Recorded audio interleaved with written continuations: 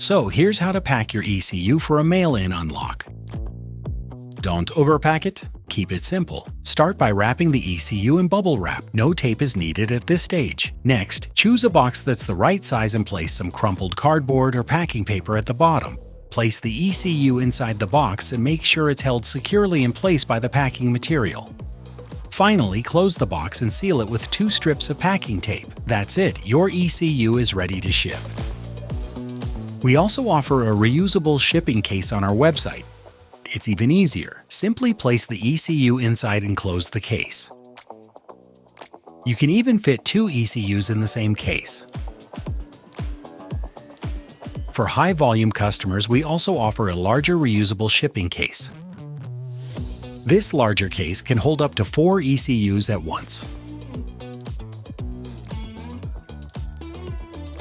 Both shipping cases come with zip ties for secure sealing as well as a clear document pouch for attaching the shipping label.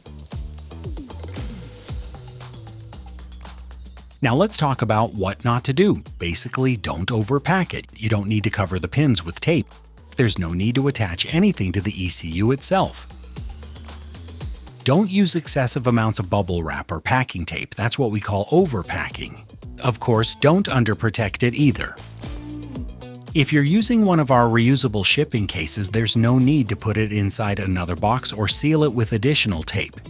If you're using an air tag, don't just toss it loosely into the package. Secure it directly to the ECU instead. Try to choose a box that's appropriately sized for your ECU. As mentioned earlier, 2 strips of packing tape are more than enough. Don't overpack it.